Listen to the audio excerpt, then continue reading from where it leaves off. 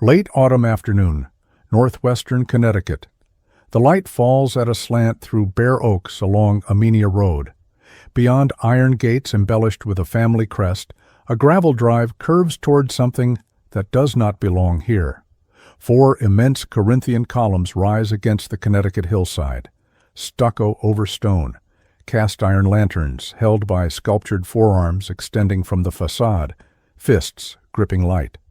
A reflecting pool stretches 40 by 50 feet, still and dark. 12,000 square feet, 19 rooms, 8 fireplaces, 106 acres of what was once 300. This is Filston, built by a man whose grandfather sold soap to survive and whose father called his ambitions folly. What happens when American money tries to purchase European permanence? If you enjoy deep investigations into Gilded Age estates and the families who built them, please like, subscribe, and tell me in the comments which mansion to explore next. Your support makes these detailed stories possible. Thank you for being here. Let's begin. The fortune that built Filston began with lye and tallow. It began with a young man who arrived in America with nothing but a trade and a father's trouble behind him. William Colgate landed in 1798, an English immigrant whose family had found England uncomfortable. His father, Robert Colgate Sr., had expressed sympathy with the American and French revolutions at a time when such sympathies invited suspicion. The family left. America offered distance and opportunity. William was 15 years old. He apprenticed to a soap boiler in New York. The work was hot, heavy, and unglamorous. Soap making in the late 18th century meant rendering animal fat, mixing it with lye made from wood ash, and boiling the mixture in great kettles until it saponified. The smell was powerful. The labor was constant. The product was essential. Everyone needed soap. No one romanticized it. William learned the chemistry, the timing, the business. He learned that necessity could be profitable if a man worked hard enough and paid attention. By 1806, he had saved enough and borrowed enough to open his own operation. Colgate and Company began on Dutch Street in Lower Manhattan, a small factory producing soap, starch, and candles. The location was practical, close to the docks where tallow arrived, close to the merchants who would distribute the finished goods. The scale was modest. The ambition was not. William intended to build something that would last. The early years were difficult. Competition was fierce, margins were thin. But soap was a consumable, used, and replenished, and William's product was reliable. He built a reputation for quality. He reinvested profits. He expanded carefully. By 1820, the business had grown enough to justify a dedicated starch factory across the Hudson River in Jersey City. The expansion was expensive and risky. Contemporaries called it Colgate's folly. They expected failure. The folly proved profitable. The Jersey City plant produced starch in volume, feeding demand from laundries, textile operations, and households across the growing nation. The family fortune began to accumulate in earnest. William Colgate was becoming wealthy, not spectacularly so, not yet, but solidly, reliably wealthy, the kind of wealth that compounds over generations. William was a devout Baptist, and his faith shaped how he handled money. He tithed 10% of his income to the church and to charitable causes. As his wealth grew, so did his giving. By the end of his life, he was donating 50% of his income. He became a major benefactor of Madison University in upstate New York, contributing so substantially that the institution would eventually rename itself Colgate University in his honor. The name that began on soap wrappers would end up on diplomas. The pattern William established was deliberate. Work hard, make something useful, reinvest. Give generously. Pass the enterprise to the next generation in better condition than you received it. These were not glamorous principles. They were practical, Protestant, and effective. Soap was never going to inspire poetry. But soap paid the bills. And the bills, paid reliably over decades, added up to something substantial. William Colgate died in 1857, having built a manufacturing business that employed hundreds and served thousands. He had arrived in America as a teenager with a compromised father and no capital. He left behind a company, a university connection, and a family positioned to climb higher than he had. The foundation was laid in rendered fat and lie. What his descendants built upon it would look nothing like Dutch Street. His son Robert inherited both the business and the discipline. Robert Colgate expanded the company's reach, improved its operations, and consolidated the family's position among New York's commercial elite. He understood that wealth alone was not enough. Wealth needed to be converted into something more durable: land, property, social standing. In 1859, Robert purchased an estate called Stonehurst in Riverdale-on-Hudson, in what was then the rural reaches of the Bronx. It was a statement property, a declaration that the Colgates had arrived among the gentry. The soap boiler's son now owned a country house. Robert raised his children at Stonehurst, surrounded by the markers of established comfort. They did not grow up in a factory or above a shop. They grew up on an estate with servants and gardens, and the assumption that such things were normal. Among those children was a boy born in 1858, 1 year before his father acquired Stonehurst. His name was Romulus Colgate. He would grow up knowing wealth, but not knowing how it was made. He would never boil soap. He would never smell the rendering vats. He would inherit the fortune and spend it on something his grandfather could never have imagined: a mansion in the Connecticut hills designed to look as if it had stood for centuries, as if the Colgates had always been aristocrats, as if the soap had never existed at all. Robert Colgate was born in 1812, the year the United States went to war with Britain for the second time. He grew up in his father's shadow, watching William build the soap and starch business through discipline and reinvestment. By the time Robert came of age, Colgate and Company was no longer a small operation on Dutch Street. It was a growing enterprise with real capital, real employees, and real prospects. Robert inherited not just wealth, but momentum. He proved a capable steward. Where William had founded, Robert consolidated. He expanded production capacity, improved manufacturing processes, and extended the company's distribution networks. The business grew steadily through the 1840s and 50s, riding the wave of American industrialization. Cities were expanding. Populations were rising. Demand for basic goods, soap among them, climbed year after year. Robert understood that the family fortune depended on meeting that demand reliably and efficiently. He was not an innovator in the mold of the great inventors. He was something perhaps more valuable to a maturing business. He was a manager, methodical, careful, and effective. But Robert also understood something his father had known instinctively: wealth alone was not enough. In America, fortunes rose and fell with alarming speed. A successful merchant could be ruined by a single bad season, a fire, a panic. The families that endured were the families that converted liquid wealth into solid assets: land, property, position. They became gentry. They acquired the trappings of permanence. Robert set out to do exactly that. In 1859, he purchased an estate called Stonehurst in Riverdale-on-Hudson. The location was strategic. Riverdale sat in the northern reaches of what would become the Bronx, then still largely rural, a landscape of farms and country houses overlooking the Hudson River. It was close enough to Manhattan for convenience, far enough for quiet. The property offered views, acreage, and the kind of gracious living that signaled arrival. This was not a merchant's townhouse. This was a gentleman's estate. The purchase marked a transition. William Colgate had been a soap boiler who became a manufacturer. Robert Colgate was becoming something else: a man of property, a member of the landed class. The distinction mattered in 19th century America. Merchants were respectable, but not quite gentlemen. Landowners carried a different weight. They suggested stability, permanence, roots in the soil rather than the marketplace. Robert was buying his family's way into that category. Stonehurst became the stage on which the next generation would be raised. Robert's children grew up not in the city, not above a factory, but on a country estate with servants and grounds and all the markers of established comfort. They learned to ride.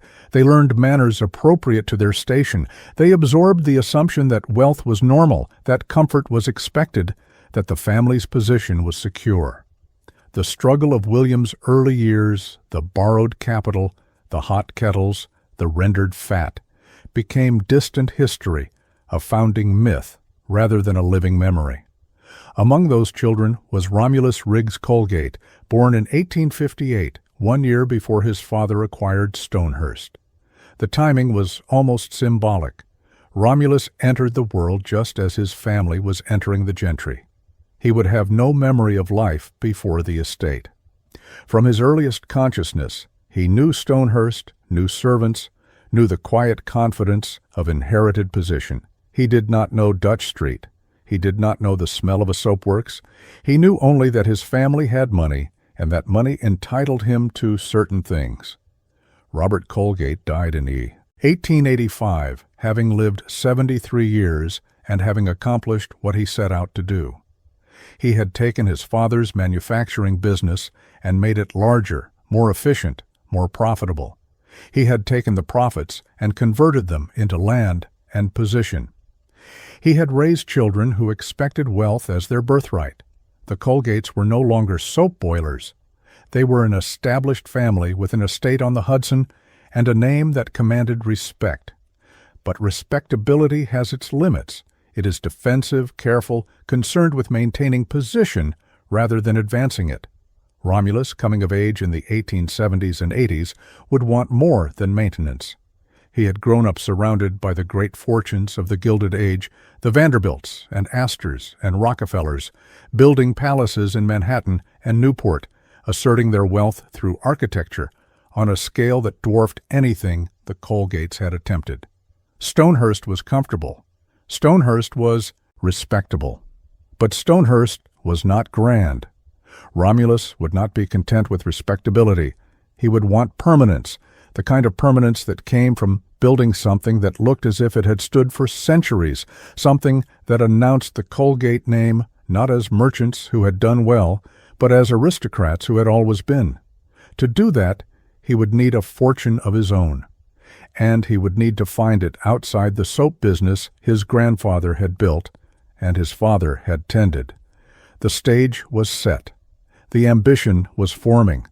What came next would cost millions. Romulus Riggs Colgate could have spent his life managing soap. The family business was profitable, established, and waiting for the next generation to take the reins. His grandfather had founded it. His father had expanded it. The path was clear. Romulus chose a different direction. The reasons are not recorded in any surviving document. Perhaps he found soap unglamorous, a reminder of origins he preferred to transcend. Perhaps he wanted to prove himself outside the shadow of inherited enterprise. Perhaps he simply saw greater opportunity elsewhere. Whatever the motivation, Romulus did not join Colgate and Company. He built a separate fortune in industries his grandfather could never have imagined. By the time he was 40, he commanded wealth that owed nothing to lye and tallow. His first arena was lead paint. In the late 19th century, lead-based paint was not a hazard. It was a premium product. Lead white, also known as white lead or ceruse, had been used in paint for centuries. It provided superior coverage, brilliant opacity, and exceptional durability. Paint manufacturers promoted it as the mark of quality. Homeowners who could afford it chose lead paint for their walls, their trim, their children's bedrooms. The dangers, though documented by a handful of physicians, were not widely known and certainly not widely publicized. Lead paint was modern, lead paint was desirable, lead paint was enormously profitable. Romulus rose to the position of vice president at the National Lead Company, the dominant producer in the American market. National Lead manufactured and marketed the Dutch Boy brand, an image of a cheerful blonde child in traditional Dutch clothing that became one of the most recognizable logos in American advertising. The branding was deliberate. It associated lead paint with cleanliness, with wholesomeness, with the protection of family and home. Dutch Boy advertisements appeared in magazines and newspapers, on billboards and store displays, reassuring consumers that lead paint was safe, superior, and worth the premium price. The National Lead Company was not a minor enterprise. When Charles Dow and Edward Jones created the Dow Jones Industrial Average in 1896, selecting 12 companies to represent the American industrial economy, National Lead was among them. It stood alongside General Electric, American Tobacco, and United States Rubber as a pillar of the nation's manufacturing might. Romulus Colgate held a senior position in one of the 12 most significant industrial corporations in the country. The profits flowed accordingly. But lead paint was only half of his portfolio.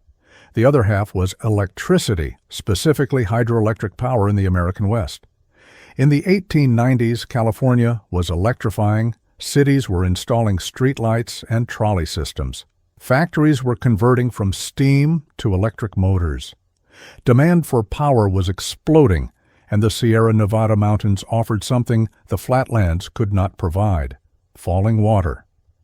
Rivers tumbling down from the high country carried energy that could be captured by turbines and transmitted by wire to distant customers.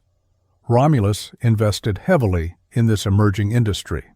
In 1895, the Nevada County Electric Power Company completed a hydroelectric plant on the South Fork of the Yuba River in the foothills northeast of Sacramento. Romulus served as a key investor and figure in its development. The plant harnessed the river's flow to generate electricity for the mining operations and growing towns of the region. It was cutting-edge technology. The infrastructure of the 20th century, being built before the 19th, had ended. The facility on the Yuba River would eventually be named the Colgate Powerhouse. It still bears that name today, more than a century later, operated now by the Yuba County Water Agency. Romulus Colgate's name endures not on a soap wrapper, but on a concrete dam in the California foothills, a monument to the fortune he built outside the family business. His investments extended further into the electrical grid. The Colgate family was involved in the early development of Pacific Gas and Electric, the utility that would come to dominate Northern California's energy market. Another hydroelectric plant on the Yuba River was named Rome, after Romulus himself. These were not passive investments. Romulus was helping to build the infrastructure that would power the American West for generations. By the turn of the century, Romulus Colgate commanded a dual fortune. One stream flowed from lead paint, a consumer product sold to millions of families across the country, marketed as safe and modern, generating steady profits year after year. The other stream flowed from hydroelectric power, an industrial investment in the physical infrastructure of a growing nation, less visible to consumers, but no less lucrative. Together they made Romulus wealthy on a scale his grandfather could never have achieved, selling soap on Dutch Street. The two fortunes would have very different legacies. Hydroelectric power proved durable. The Colgate powerhouse still operates. The dams still stand. The electricity still flows. Lead paint proved catastrophic. By the early 20th century, physicians were documenting lead poisoning in children, neurological damage, developmental delays, death. The dangers that had been ignored or suppressed would eventually become undeniable. The Dutch Boy brand that Romulus helped promote would become a symbol of corporate negligence, of profits extracted at the cost of public health. Lawsuits would follow in Rhode Island, in California, in courtrooms across the country. National Lead would face reckoning. But that reckoning lay decades in the future. In 1898, in 1900, in 1905, lead paint was still a premium product, and Romulus Colgate was still a wealthy man. He had money, more money than his father, more money than his grandfather. He had position, a vice presidency at a Dow Jones company, investments in the electrical infrastructure of the West. He had everything except a stage on which to display it, a monument that would announce to the world that the Colgates were not soap merchants, but aristocrats, not strivers, but arrivals. He began to look for land. He began to imagine a house, not a house like Stonehurst, comfortable and respectable, a house that would make people stop and stare, a house that would look as if it had stood for centuries, a house that would cost a fortune and declare that the man who built it had a fortune to spend. The question was where to build. Romulus Colgate had the money. He had the ambition. He had a clear sense of what he wanted, a house that would announce arrival, that would project European permanence onto American soil. What he needed was the right piece of ground. Manhattan was out of the question. The city offered visibility, but not the kind he sought. A townhouse, however grand, was merely one among many. The Vanderbilts and Astors had already claimed Fifth Avenue. A newcomer, even a wealthy one, would be overshadowed. Newport was similarly crowded, its cliffs lined with cottages that competed for attention and superlatives. Romulus did not want to compete. He wanted to stand apart. The answer lay in the hills of northwestern Connecticut. Litchfield County had been attracting wealthy New Yorkers for decades, families seeking retreat from the noise and density of the city, space to breathe, land to own, privacy to enjoy. The region offered rolling countryside, mature forests, and villages that retained the quiet character of an earlier America. It was close enough to New York for convenience, perhaps 3 hours by rail and carriage, far enough to feel genuinely removed. The social geography was established but not overcrowded. A man could build something significant here without being lost in a crowd of rivals. Sharon sat near the New York border, a village of white churches and tree-lined streets nestled among the Litchfield Hills. It had developed a reputation as a discreet retreat for the cosmopolitan set, a place where wealthy families could establish country homes without the performance anxiety of Newport or the Hamptons. The atmosphere was quieter, more private, less concerned with display than with genuine comfort. For a man who wanted to build a monument but did not particularly enjoy society, Sharon offered an ideal combination. The pattern Romulus followed was well established by 1900. Industrial fortunes generated in the cities were being converted into rural estates across the American Northeast. Farmland that had supported working agriculture for generations was being purchased by men who had never plowed a field, consolidated into gentlemen's properties with manor houses and manicured grounds. The farmers sold because the prices were good and the agricultural economy was difficult. The industrialists bought because land conferred a kind of legitimacy that stock certificates could not. Owning acreage, shaping a landscape, building a house that would endure for generations, these were the markers of permanence that American money craved. Romulus began acquiring parcels along Amenia Road in Sharon. The process took time. Rural land was held in small pieces by multiple owners, and assembling a substantial estate required patience, negotiation, and capital. Romulus had all three. Parcel by parcel, the holdings grew. When the assembly was complete, he controlled 300 acres of Connecticut countryside, meadows and woodland, rolling hills and mature forest, a landscape that could be shaped to any vision he chose. The site he selected for the house sat on high ground with views across the property. It was not dramatic in the manner of a Hudson River bluff or a Newport cliff. It was gentler, more pastoral, the kind of landscape that suggested established English countryside rather than American wilderness. That was precisely the point. Romulus did not want his house to look as if it belonged in America. He wanted it to look as if it had been transplanted from Europe, as if the Colgates had always been landed gentry, with roots stretching back centuries. The name he chose reinforced the intention. He would call the estate Filston after Filston Park in Kent, England, a property associated with the Colgate family's distant English past. Whether the connection was genealogically precise or aspirationally constructed mattered less than what it signified. The name announced that this American fortune traced its lineage to the Old World, that the soap and the lead paint and the hydroelectric dams were merely the latest chapter in a longer story. Filston in Connecticut would echo Filston in Kent. The grandson of an immigrant soap boiler would present himself as heir to an English estate. 300 acres secured, a site selected, a name chosen, the vision was taking shape. But vision without execution is merely fantasy. Romulus needed someone who could translate ambition into architecture, who could design a house that combined European historical forms with American technological systems, who could manage the logistics of construction in rural Connecticut with materials sourced from across the country and across the Atlantic. He needed an architect capable of building a monument. He found one in J. William Cromwell, Jr., a designer described in contemporary accounts as award-winning and accomplished. Together with landscape architect Edward Hamilton Bell, Cromwell would spend the next several years turning Romulus Colgate's aspirations into stone and stucco, oak and marble, columns and carvings.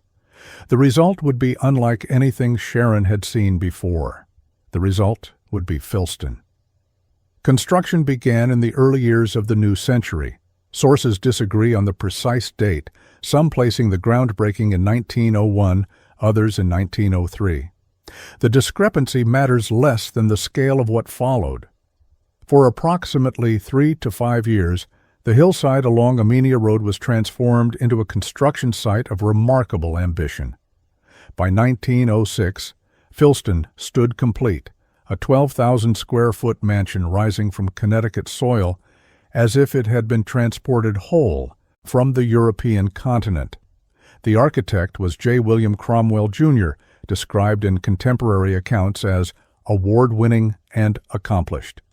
Cromwell faced an unusual challenge. His client did not want a house in any single architectural tradition. Romulus Colgate wanted grandeur, wanted permanence, wanted the accumulated weight of European history compressed into a single building. The result was what the New York Social Diary would later call zany architectural eclecticism, a design that combined Italian Renaissance massing with Palladian windows, neo-Gothic interior details with French Empire furnishings, Corinthian columns with cast-iron ornamentation. The house reached toward Europe, but could not decide which Europe it wanted. The entrance announced the intention. 4 immense Corinthian columns rose against the stucco facade, framing the main door with classical authority. These were not decorative pilasters or shallow relief. They were full columns, substantial and imposing, the kind of architectural gesture that belonged on a Roman temple or a Venetian palazzo. Flanking the entrance, cast-iron lanterns extended from the wall on sculptured forearms, fists gripping the light fixtures, as if offering illumination to arriving guests.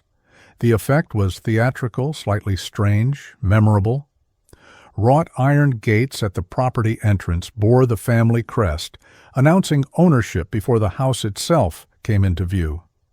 Beyond the columns, the great reception hall served as the heart of the mansion. The space was designed to double as a ballroom, scaled for entertaining on a level that Sharon had never seen. Pale green marble framed the hardwood floors.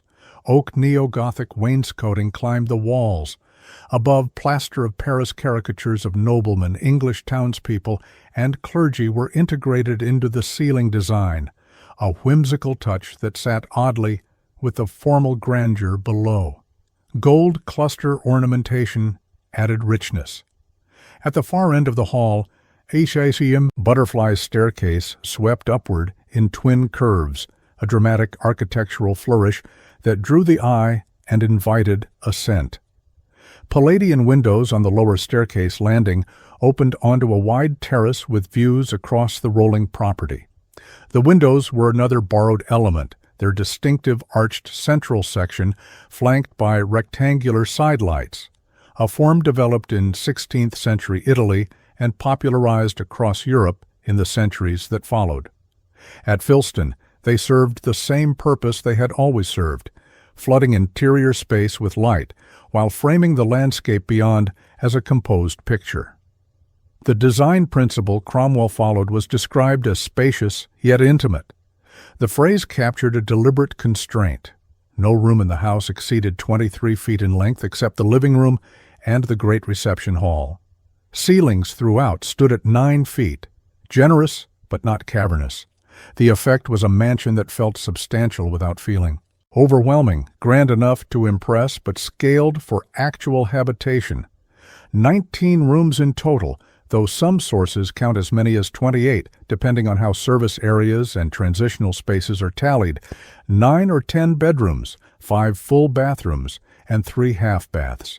8 fireplaces, each hand-carved in marble, each a distinct decorative statement. One fireplace in the study was not merely carved, but imported, a 17th century piece brought from Italy, already 300 years old, when it was installed in the new Connecticut mansion. The acquisition was characteristic. Romulus wanted authenticity he could not build, age he could not manufacture. Buying antique architectural elements and installing them in new construction was a common practice among Gilded Age builders. It allowed American money to purchase European history, fragment by fragment. The materials throughout reflected global ambition and substantial budget. The facade combined stucco over stone with granite quarried on-site from the estate property itself. The Connecticut hills yielded the raw material that would form the building's bones. Stonecutters and laborers worked the local rock, shaping it for foundations and structural walls. Above ground, the stucco provided a smoother, more refined surface that could be painted and maintained. Inside, the woodwork announced quality at every turn. English fumed oak paneling lined the entrance hall, the wood treated with ammonia fumes to darken and harden the grain, a technique that produced rich, complex coloring impossible to achieve through staining alone. The library featured Circassian walnut, a prized material from the Caucasus region, known for its dramatic figured grain, used for woodwork, bookcases, and wall paneling.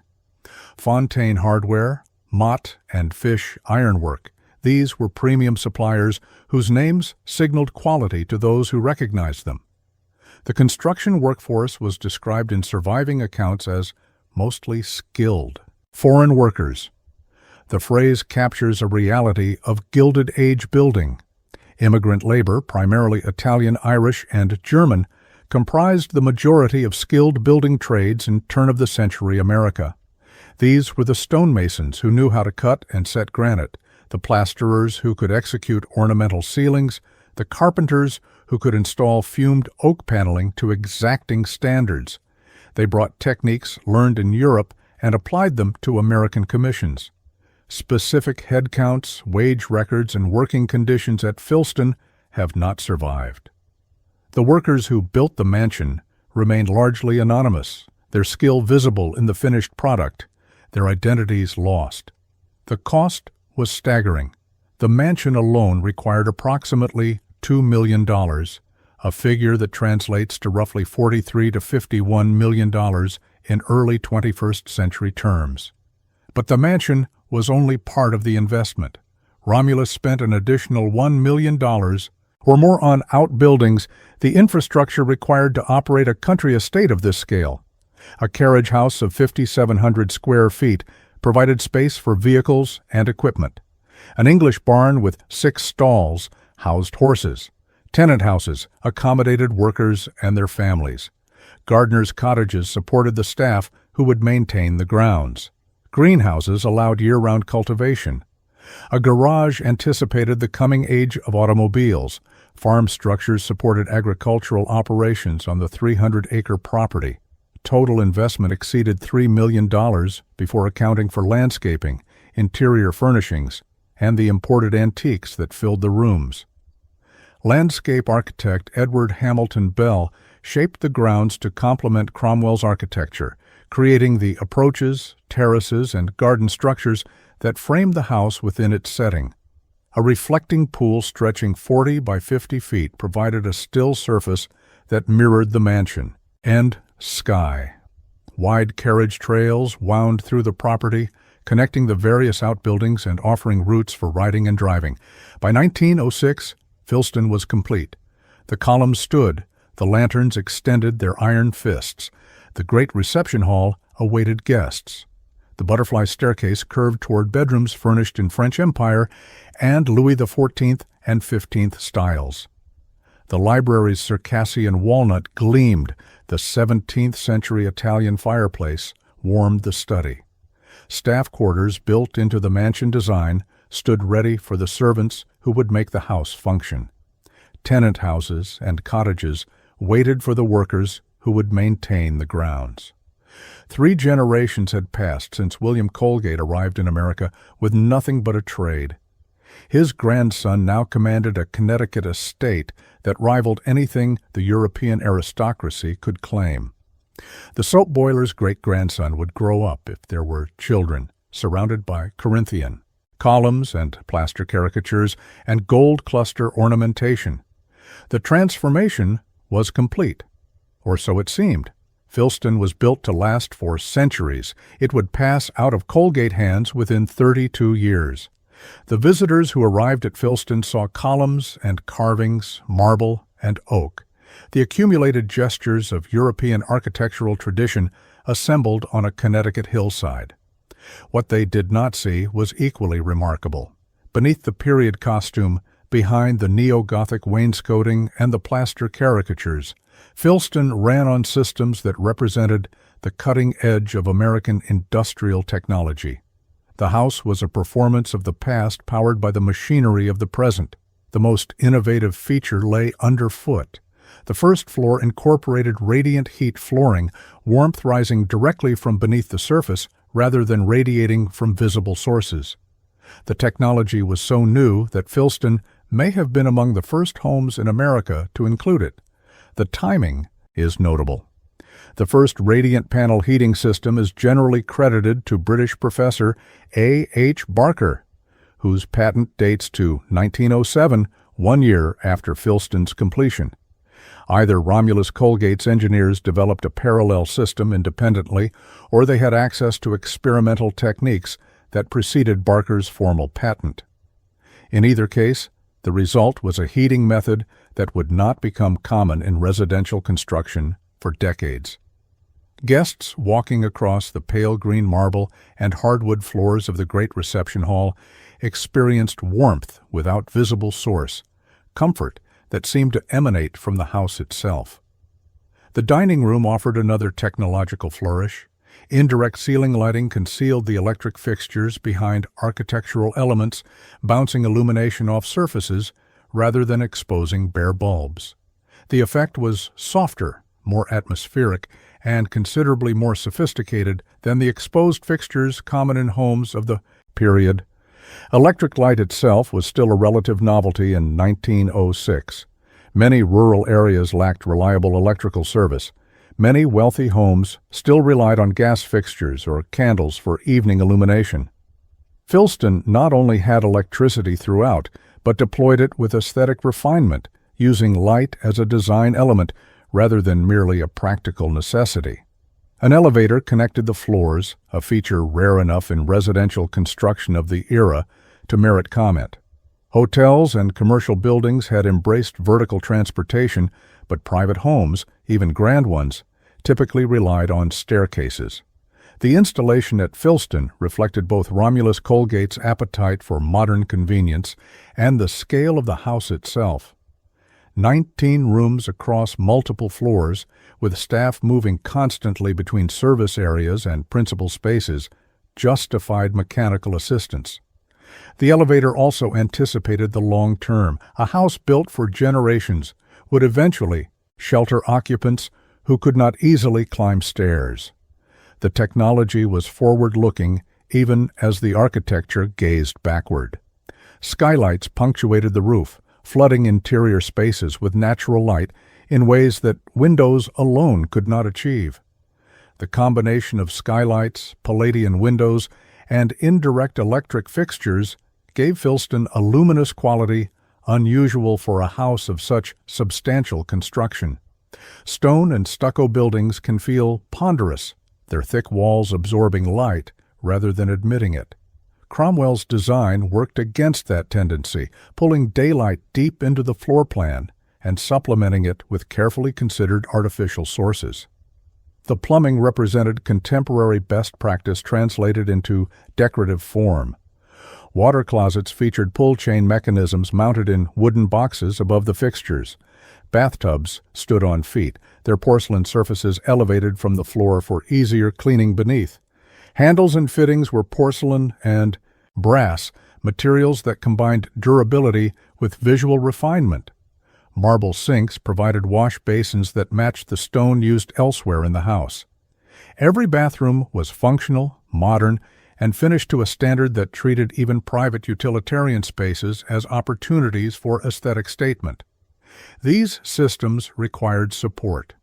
Staff quarters were integrated into the mansion design from the beginning, acknowledging that a house of this complexity could not function without permanent live-in service.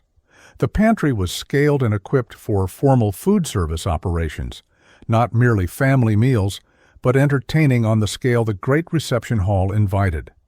Service corridors and back stairs allowed staff to move through the house without crossing paths with family or guests. The architecture of service was as carefully considered as the architecture of display. Beyond the mansion, the 300-acre estate demanded its own infrastructure. The 6-stall English barn housed horses for riding and driving, animals that required daily care, feeding, grooming, and exercise. Greenhouses extended the growing season, producing flowers and vegetables that Connecticut's climate would not otherwise support. But greenhouses required gardening staff with specialized knowledge, workers who understood temperature regulation, watering schedules, pest management, and propagation techniques. Wide carriage trails wound through the property, surfaces that needed grading, drainage, and seasonal maintenance to remain passable. Meadows required mowing. Woodlands required management. Fences required repair. The human infrastructure was as essential as the mechanical. Tenant houses and gardeners' cottages provided housing for the workers who kept Filston functioning, families who lived on the property, and devoted their labor to its maintenance.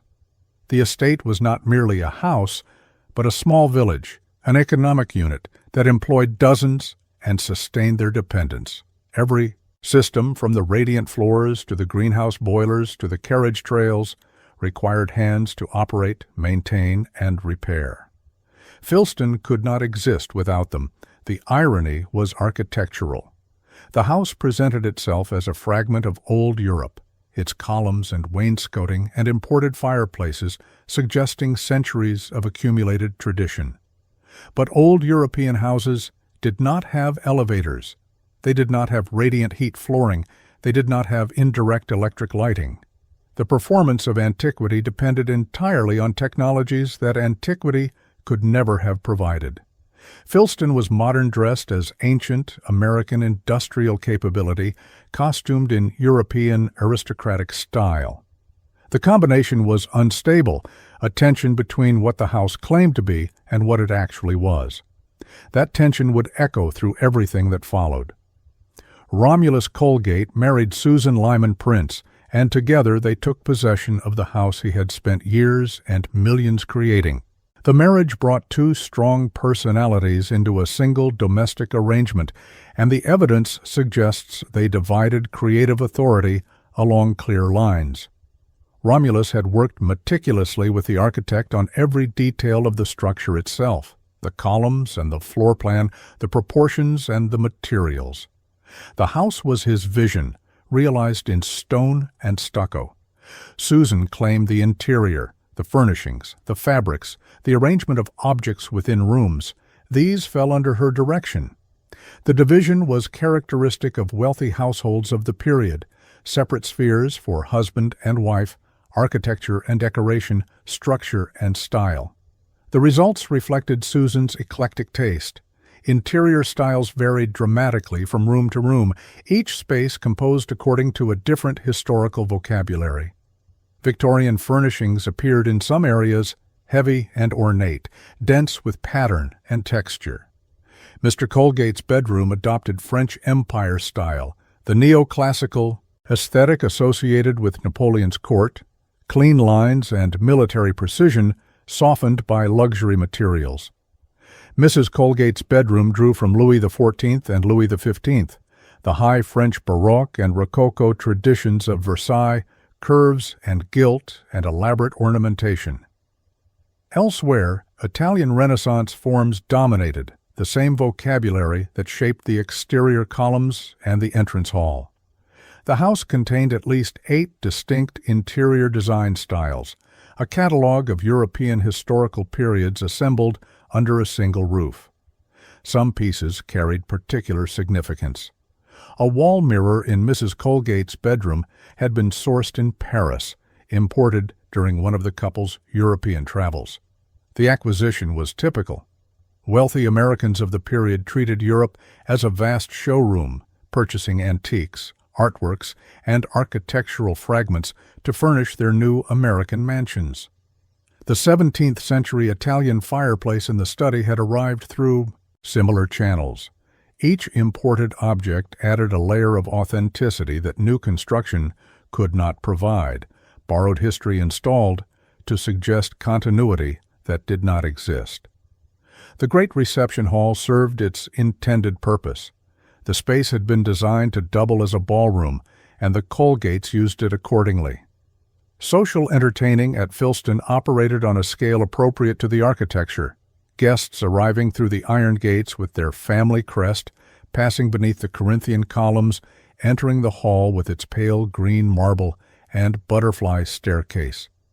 The occasions would have included the rituals of Gilded Age society, dinners and dances, weekend parties and seasonal gatherings, the elaborate social choreography through which wealthy families maintained their positions and expanded their connections.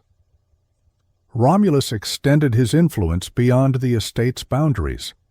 Around 1915, he contributed funds for the construction and equipping of Sharon Hospital, a significant act of community philanthropy that tied the Colgate name to local civic infrastructure.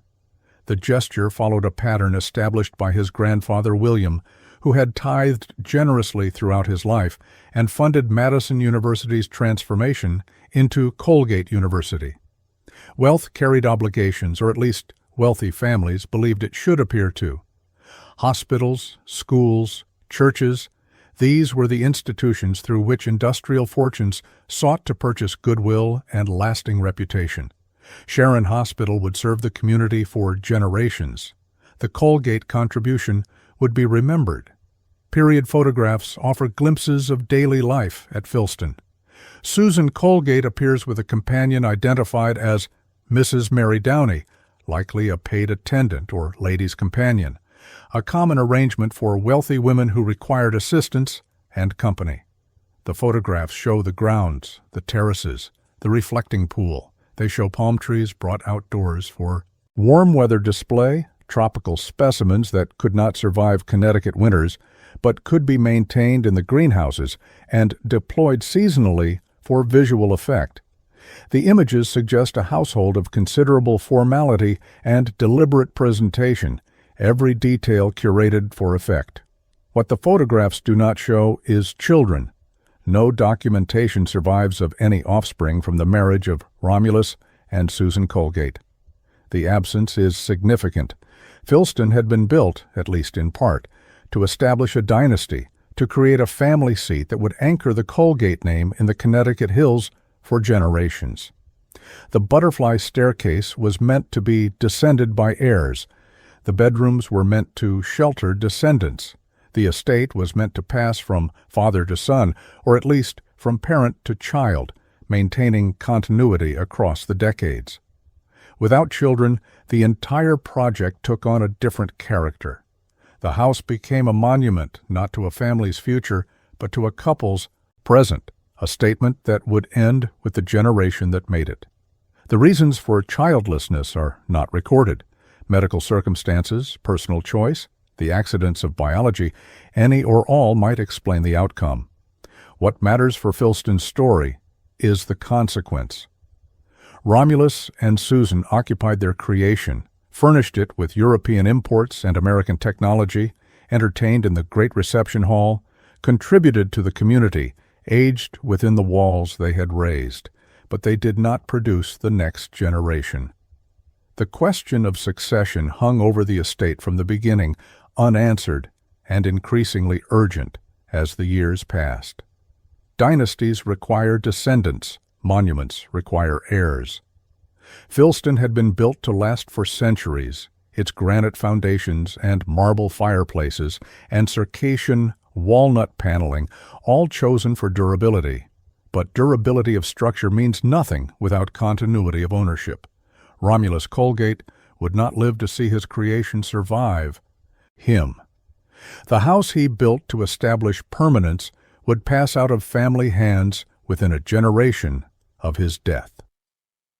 Romulus Riggs Colgate died in 1926. He was 68 years old. The man who had built a fortune outside his grandfather's soap business, who had risen to vice president of a Dow Jones company, who had invested in the hydroelectric infrastructure of the American West, who had spent millions constructing a Connecticut estate designed to project European permanence, was gone. The columns still stood. The butterfly staircase still swept upward. The 17th-century Italian fireplace still warmed the study. But the vision that had assembled these elements into a coherent statement had departed. Susan Colgate inherited Filston. The estate her husband had built became her responsibility, the house and the grounds, the staff quarters and the tenant cottages, the greenhouses and the carriage trails, the radiant heat flooring and the elevator and the indirect lighting. Everything Romulus had created now depended on her to maintain. She was a widow in her 60s with no children, sole custodian of a 12,000-square-foot mansion on 300 acres in rural Connecticut. The widow's decade began. From 1926 to 1936, Susan Colgate held Filston together. The specific arrangements are not documented. No records survive detailing staff levels during this period. How many servants remained in the mansion?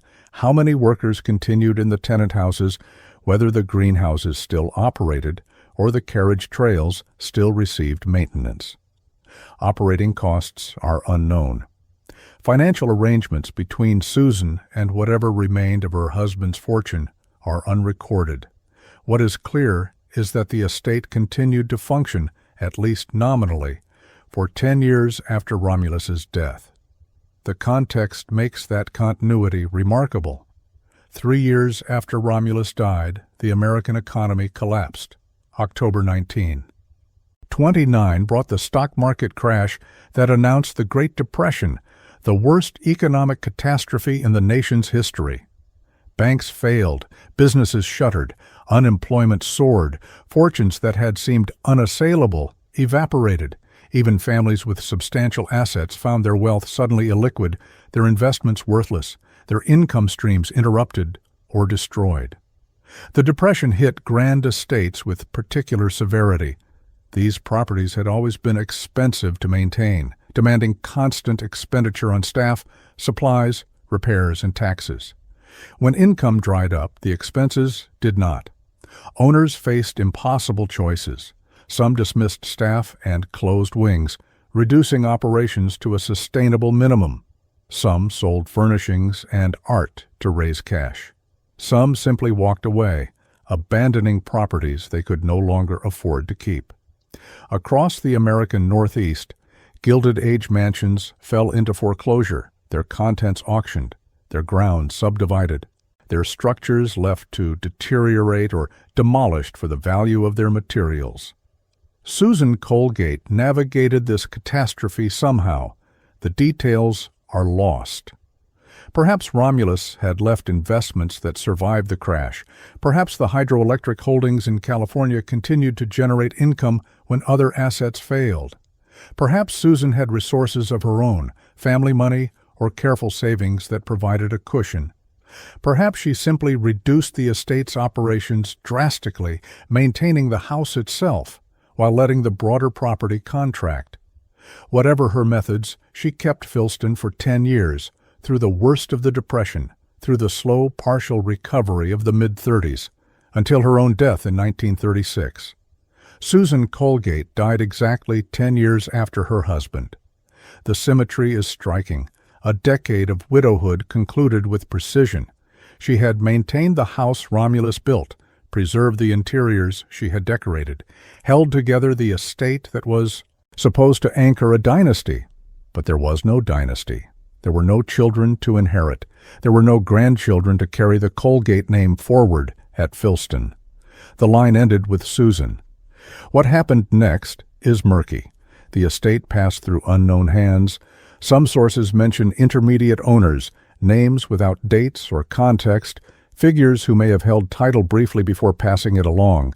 What is documented is the consequence. After Susan's death, Filston fell into disrepair. The phrase appears in multiple accounts, a quiet acknowledgement of decline. The house that had cost $2 million to build, that had incorporated cutting-edge technology and imported antiques, that had hosted society gatherings in its great reception hall, began to deteriorate. Disrepair in a house of this complexity means many things: deferred maintenance on the radiant heat system, neglected repairs to the stucco facade, leaks in the roof that damage plaster ceilings, moisture penetrating the English fumed oak and the Circassian walnut, gardens overgrown, carriage trails eroding, greenhouses abandoned, their glass cracking, their heating systems cold. Each season without proper care accelerates the decline.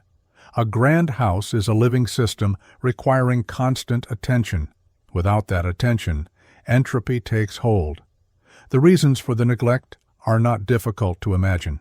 The Depression had crushed the market for luxury properties. Potential buyers who might have maintained Filston properly were themselves struggling. Those who could afford to purchase might not be able to afford to operate. The estate represented not an asset, but a liability, a beautiful burden that consumed resources without generating return. In such conditions, houses languish, owners defer, problems compound. By the time Filston found its next documented owner, the damage was done. The mansion that Romulus Colgate had built to last for centuries showed the scars of abandonment. The founders were gone. The fortune was dispersed. The vision that had unified columns and fireplaces and imported mirrors into a coherent statement had faded into memory. What remained was a house, empty or nearly so, waiting to learn what the market would pay for $2 million worth of Gilded Age ambition in the depths of the worst economic crisis America had ever known. In 1938, Filston sold. The price was $25,000. The sum included the mansion, its contents, and 100 acres of the original 300-acre estate. 200 acres had already been separated, sold off, or lost through processes the surviving records do not explain. What remained was the house itself, the outbuildings, the immediate grounds, and whatever furnishings Susan Colgate had left behind. The arithmetic is brutal. Romulus Colgate had spent $2 million on the mansion alone, not counting the additional million or more invested in outbuildings, landscaping, and infrastructure. 32 years later, the entire property commanded $25,000. The depreciation amounted to 98.75%. For every $100 Romulus had invested, the estate returned $1.25. A house built to project permanence had lost nearly all its value within a single generation. The timing explains much. 1938 fell deep within the Great Depression, years after the initial crash, but before the economic recovery that would come with war production. The luxury real estate market barely existed. Families who might once have competed for properties like Filston were themselves struggling to maintain what they already owned. Buyers with capital had their choice of distressed estates across the Northeast, grand houses available for fractions of their construction costs. Sellers had no leverage. They accepted what the market offered or held properties they could not afford to keep.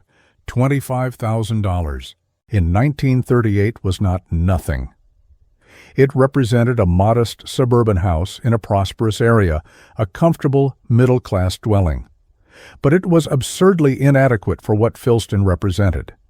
The Corinthian columns alone, quarried on-site and erected by skilled foreign workers, had cost more than the entire sale price. The 17th-century Italian fireplace, imported across the Atlantic and installed in the study, was worth more than $25,000 by itself. The English fumed oak, the Circassian walnut, the marble fireplaces, the Fontaine hardware, the Mottenfish ironwork, all of it together sold for the price of an ordinary house. The buyer was not ordinary. Edgar Ausnit was a Romanian steel magnate whose fortune derived from heavy industry, steel production, and munitions manufacturing, the infrastructure of industrial and military power. In 1938, Romania was coming under Nazi influence. The kingdom that had navigated the First World War and its aftermath with relative stability was being drawn into the orbit of fascist Germany. For a wealthy industrialist, particularly one with international connections and perhaps Jewish heritage, the trajectory was alarming. Ausnit chose to leave. He fled Europe and sought refuge in rural Connecticut. The irony was layered. Here was a European, a genuine product of the Old World, purchasing an American estate that had been built to imitate European grandeur. Romulus Colgate had named his property after an English ancestral home and filled it with Italian fireplaces and French furniture, reaching across the Atlantic for borrowed legitimacy. Now an actual European was buying the imitation, escaping the continent that Filston's architecture pretended to evoke. The performance of European permanence became the refuge of a European refugee. For $25,000, Ausnit acquired a Gilded Age mansion in need of attention, 100 acres of Connecticut countryside, and distance from the catastrophe unfolding across the ocean. Whether he saw the purchase as an investment, a project, or simply a safe place to wait out the storm, the records do not say. What they do record is what he did with the property. Under Ausnit's ownership, Filston came alive in ways the Colgates had never managed or perhaps never intended. The great reception hall, designed to double as a ballroom, finally functioned as one. Ausnit threw parties, and the parties drew guests the Colgates could never have imagined. Contemporary accounts describe wild gatherings attended by society playboys and Barbizon girls, the modeling agency's young women mixing with wealthy men in the Connecticut hills. Hollywood and New York society made the drive to Sharon. Reported guests included Cary Grant, the era's most elegant leading man, dancing or drinking, or simply being seen in spaces Romulus Colgate had built for more restrained entertaining. Sharon became, briefly, what it had always quietly been, a discreet retreat for the cosmopolitan set. But discreet took on new meaning under Ausnit's tenure. The parties were not the formal dinners and weekend gatherings of Gilded Age protocol. They were looser, livelier, fueled by Prohibition's recent end and the particular social atmosphere of the late 30s, when Europe burned and America danced. The butterfly staircase that Romulus had designed for dignified descent now witnessed arrivals and departures of a very different character. The transformation was complete. A house built by the grandson of a soap boiler to project European aristocratic permanence now belonged to an actual European industrialist throwing parties for movie stars. The English fumed oak and Circassian walnut, chosen to suggest centuries of accumulated taste, served as backdrop for gatherings that had nothing to do with tradition. The marble fireplaces warmed guests whose concerns were pleasure and escape, not dynasty and legacy. Filston survived, but its meaning had shifted entirely. Ausnit's era did not last. The war came and went, The parties faded. Ownership changed again, passing through hands that left little mark on the historical record. Names appear in deed searches, William Drew and Charles Larson among them, but dates and circumstances remain unclear.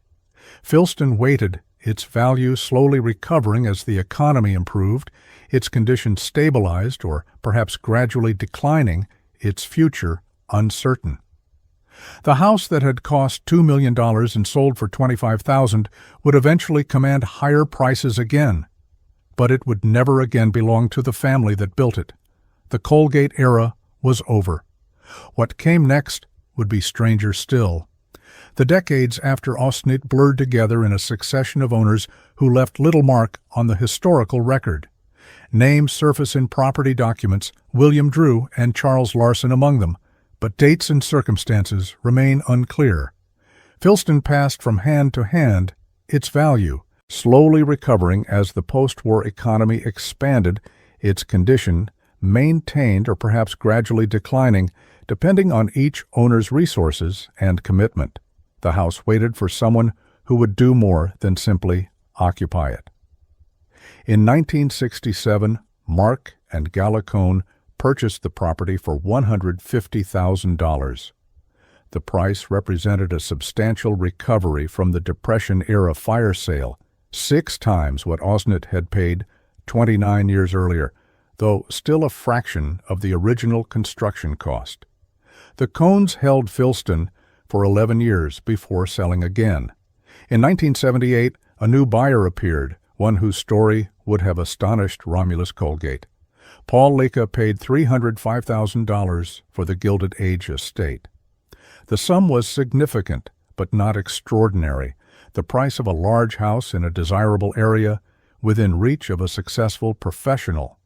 What made the purchase remarkable was the source of the funds and the buyers. Background: Paul Leka was a songwriter, producer, and musician. His family were Albanian immigrants. His father had worked as a short-order cook. The path from immigrant kitchen to Corinthian columns was as improbable as the path William Colgate had traveled from English soap boiler's apprentice to American manufacturing founder, and considerably faster. The money came from music, specifically from a song that had become inescapable. In 1969, a single called "Na Na Hey Hey Kiss Him Goodbye" was released under the name Steam. The writing credits belonged to Paul Leka, Gary DiCarlo, and Dale Frashuer. The song was almost an accident, a throwaway B-side that became a #1 hit. Its chorus, a taunting chant of farewell, proved irresistible to audiences seeking a way to mock departing opponents. Sports stadiums adopted it. When a player was ejected, when a team fell hopelessly behind, the crowd would sing those syllables, na na na na na na na na, hey, hey, hey, goodbye. The song became an international anthem of dismissal, played at games from American baseball to European football, recognized by millions who had no idea who had written it. Every time it played, royalties accumulated. The song that took days to write and record generated income for decades. By 1978, those royalties had accumulated sufficiently for Paul Leka to purchase a mansion that a soap and lead paint fortune had built 70 years earlier. The irony was perfect. William Colgate had made necessities, soap and starch and candles, products everyone used and no one celebrated. His great-grandson had built a monument to permanence with money from hydroelectric power and lead paint. Now a short-order cook's son would maintain that monument with money from a pop song about saying goodbye. Leka did not treat Filston as a museum or a party venue. He made it work. He converted portions of the mansion into a professional recording studio, installing the equipment and acoustic treatments necessary for serious music production. The great reception hall that Romulus had designed for society gatherings and Osnit had filled with movie stars, now hosted rock musicians laying down tracks. The spaces that had witnessed formal dinners and wild parties became workrooms where albums took shape. The client list was impressive. Harry Chapin recorded at Filston his 1974 album Verities and balderdash produced in rooms lined with English fumed oak and Circassian walnut. Peter Nero worked there. Sessions for REO Speedwagon took place beneath ceilings decorated with plaster caricatures of English noblemen and clergy. Platinum Records emerged from a Gilded Age mansion in the Connecticut hills, commercial success created in spaces built to display inherited wealth. The combination was strange and strangely appropriate. Filston had always been a performance, European grandeur staged with American money, permanence projected through borrowed architectural vocabulary. Now it hosted a different kind of performance, musicians creating the sounds that would reach millions through radio and record stores. The house that had imitated aristocratic tradition became a factory for popular culture. The pretense of old money sheltered the creation of new art. Paul Leka and his wife Angielusze, known as Angie, raised their family in the mansion. They lived among the Corinthian columns and marble fireplaces, occupying spaces that had once belonged to the Colgates and then to Ausnet, and then to a succession of forgettable owners. For 33 years, from 1978 to 2011, the Lekas called Filston home. The duration exceeded any previous ownership except the Colgates themselves. Paul Leka held the house longer than Susan Colgate's decade of widowhood, longer than Ausnet's party years, longer than the combined tenures of all the intermediate owners whose names barely register in the historical record. The ongoing maintenance and restoration that kept Filston functional came from continuing royalties. Every stadium chant, every sports broadcast, every nostalgic replay of the 1969 hit sent money to its writers. The song that mocked departing players financed the preservation of a departing era. Na na na na na na na na, hey hey hey, goodbye, and the mansion survives another year. Paul Leka died in 2011. He was 67 years old, almost exactly the age Romulus Colgate had reached. The songwriter who had purchased a soap magnate's grandson's mansion with pop music royalties was gone. His widow Angie held the estate, but the question of what came next hung over the property once again.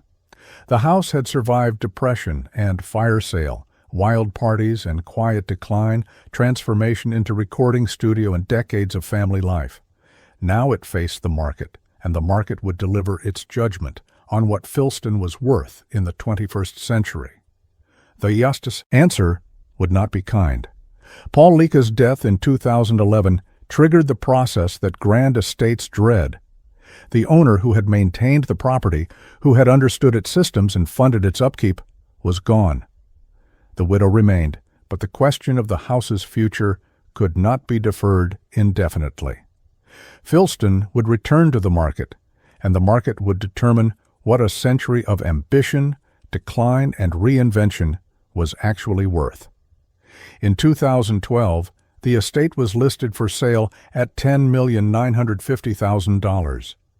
The price reflected what the sellers believed the property deserved, nearly $11 million for the mansion, the carriage house, the English barn, the remaining acreage, the reflecting pool, the history. The listing emphasized the architectural significance, the Gilded Age provenance, the rare survival of a grand estate in an era when most had been subdivided or demolished. The marketing materials promised a living piece of American history, a time capsule from an age of unrestrained ambition. The market disagreed. The property did not sell. Months passed. Interested parties toured the rooms, walked the grounds, studied the numbers, and declined to purchase. The reasons were various but predictable. The luxury real estate market above $5 million is thin, with limited buyers capable of both affording the purchase price and sustaining the ongoing costs. A house of this scale and age demands constant maintenance.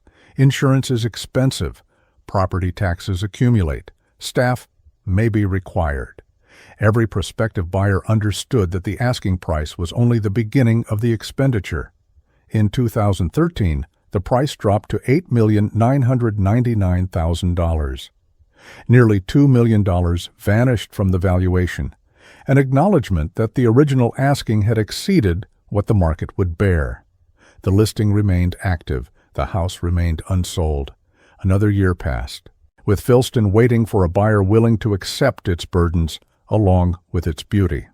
By 2014, the price had fallen again to $7,900,000. $3 million had evaporated from the original asking, and still no sale closed. The economics of grand estates had delivered their verdict. Filston could not command what its sellers believed it deserved. Then came the auction. In 2014, Colgate Auction conducted a sale of the complete unreserved contents of the mansion. The phrase complete unreserved meant everything. Furniture accumulated across generations of ownership, decorative objects, artworks, the material culture that had filled the rooms and given them life. Some pieces dated to the Colgates, the imported mirrors and antique furnishings Susan had selected. Others reflected later owners, the layered accumulation of decades. All of it went under the hammer, scattered to bidders who carried fragments of Filston's history away to their own homes and collections. The auction compromised the estate's historical integrity. A house is more than architecture.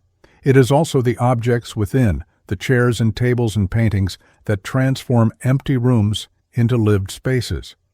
When the contents disperse, something essential departs. Filston remained structurally intact, its columns and fireplaces and butterfly staircase undisturbed. But the interior that the Colgates had furnished and subsequent owners had maintained was gone, sold piece by piece to strangers who cared nothing for the whole.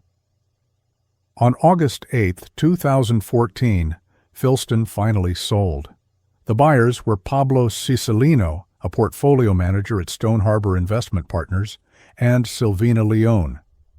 The price was $6,137,500. The figure represented approximately $5 million less than the original asking price, a discount of nearly 45% from the 2012 listing. The value gap told the essential story. In 1906, Romulus Colgate had spent $2 million on the mansion alone. Adjusted for inflation, that sum translates to roughly $43 to $51 million in early 21st century terms. The replacement cost, what it would take to build Filston from scratch with equivalent materials and craftsmanship, exceeded $43 million. Yet the market would pay only $6 million. The house cost more to create than anyone would pay to own. This is the fundamental problem of grand estates. They represent frozen capital, resources converted into form that cannot be efficiently recovered. The marble fireplaces and Circassian walnut paneling retain their beauty, but not their monetary value. The craftsmanship that went into the plaster ceilings and the fumed oak cannot be extracted and sold. A buyer acquires the whole or nothing, and few buyers want the whole at anything approaching replacement cost. The new owners invested heavily. Millions of dollars flowed into infrastructure upgrades designed to make Filston functional for the 21st century. Electrical lines were buried, eliminating vulnerability to storms that could topple wires and cut power. A commercial-grade generator was installed, ensuring continuity when the grid failed. A new propane furnace replaced aging heating systems. Plumbing was updated throughout. The goal was preservation paired with modernization, respecting the original details while ensuring the house could actually be lived in. The marketing that followed claimed every original detail meticulously preserved in impeccable condition. The restoration was genuine. The commitment was real, but restoration is not resolution. The fundamental economics remained unchanged. Filston was expensive to maintain, limited in its potential uses, and dependent on owners with both the capital and the desire to sustain it. The property remained single-family residential, neither subdivided nor adaptively reused, and within a decade it would return to the market once more, seeking yet another buyer willing to accept its beautiful burden. The fortune that built Filston did not come entirely from hydroelectric power. Half of Romulus Colgate's wealth derived from an industry that would eventually be recognized as a public health catastrophe. He served as vice president of the National Lead Company, producer of the Dutch Boy brand, one of the most successful and most destructive consumer products in American history. The mansion in the Connecticut hills, with its Corinthian columns and marble fireplaces, was funded in part by paint that poisoned children for generations. Lead-based paint was not an obscure industrial product. It was everywhere. Homeowners chose it for walls and trim, for nurseries and kitchens, for any surface that needed coating. The lead provided superior coverage, brilliant whiteness, and exceptional durability. Paint manufacturers promoted these qualities relentlessly. Dutch Boy became one of the most recognizable brands in America. Its logo, a cheerful blonde child in traditional Dutch clothing, an image designed to associate lead paint with wholesomeness, cleanliness, and the protection of family and home. The marketing worked. Families trusted the product. They painted their children's bedrooms with it. They had no reason to suspect danger. The danger was real and had been documented earlier than most people realize.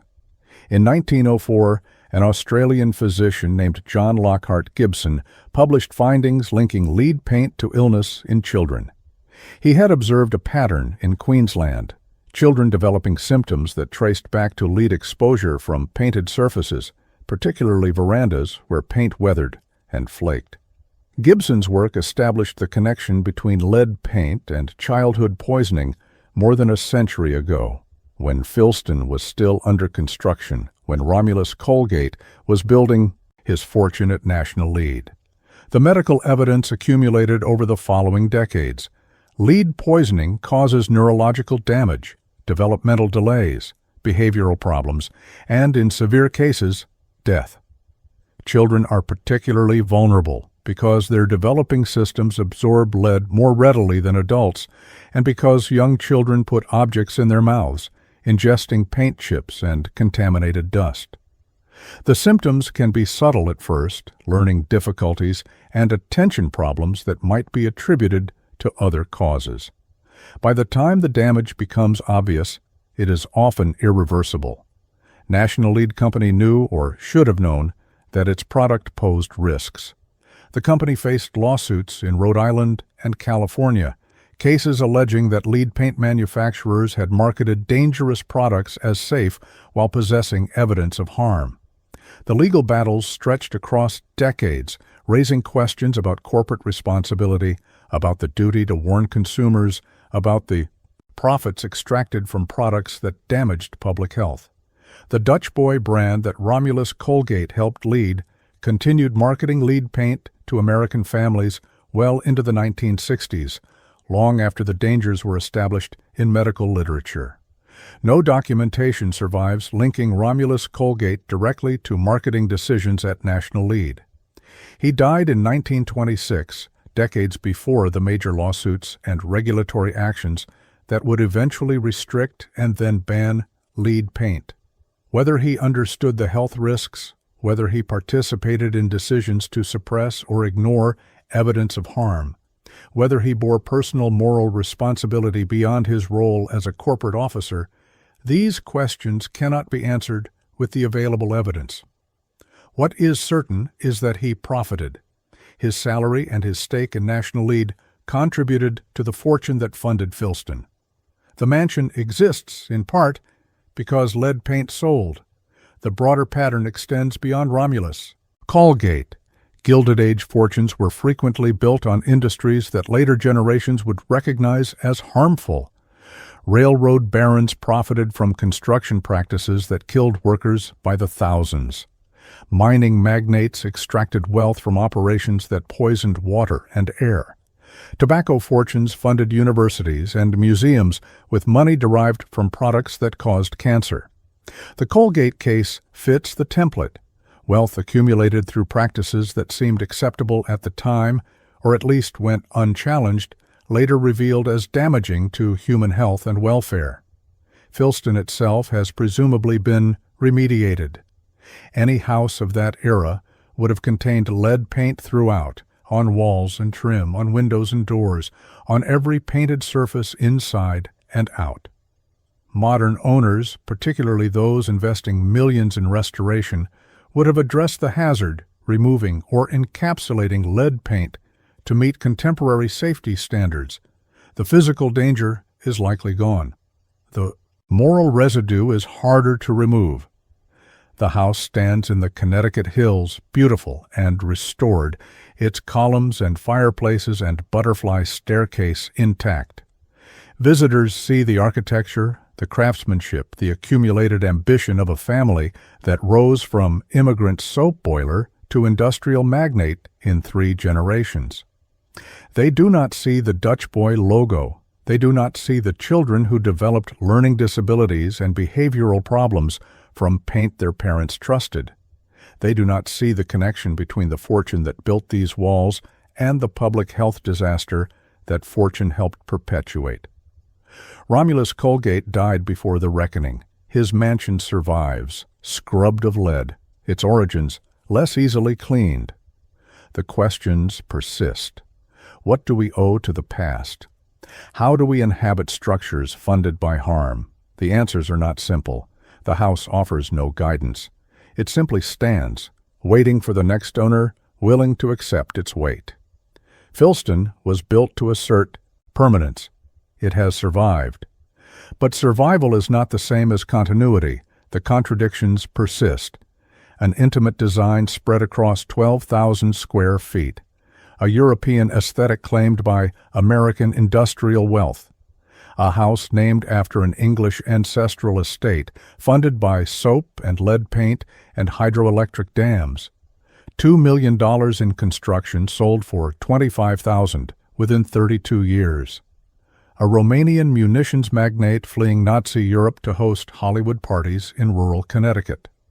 An Albanian immigrant's son raised by a short-order cook, purchasing a Gilded Age mansion with royalties from a pop song played at children's sporting events. One of the most significant surviving estates of its era, repeatedly failing to attract buyers.